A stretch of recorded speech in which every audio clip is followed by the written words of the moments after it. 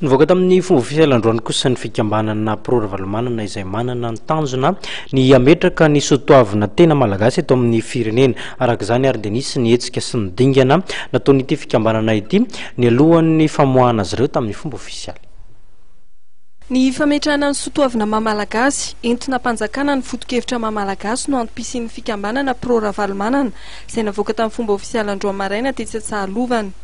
Raha Nambaran'Andriamatoa Alarabary filohan'ity fikambanana ity dia tsy ho avitra ny firenena malagasy raha toa ka tsy mbola mipetraka izay soatoavina maha-malagasy izay. Notsindriny ihany koa fa mbola iona amin'ny vondron'ny fiangonana ao amin'ny FFKM ny fikambanana amin'ny fampihavanana izay kasain'ireo filoham-piangonana atao.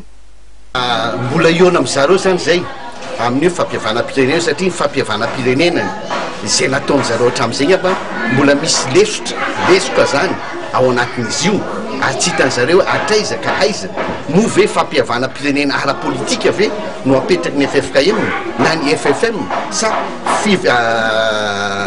fampihavanana any malagasy eto Madagasikara satria raha hitanay hatramin'izay dia fampihavana mpanao politika kanefany na inona ataontsika eto na inona nataontsika eto Madagasikara raha tsy ny soatoavina no mametraka ny fampihavanana dia tsy misy mihitsy zany tsy ho tanteraka.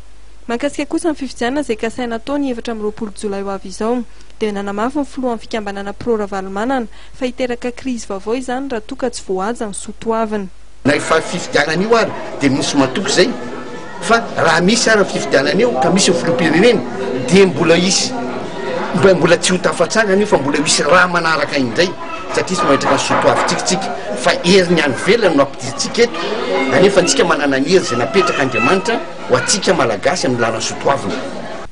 Nanamafy ny filohan'ity fikambanana ity fa tsy manam-pikasana velively ny hiditra eo amin'ny sehatra politika ny fikambanana misy azy. Ny olana mantso izy ireo dia lasa mpanao politika no manindry ny vahoaka fa tsy ny vahoaka no maniry ny mpanao politika.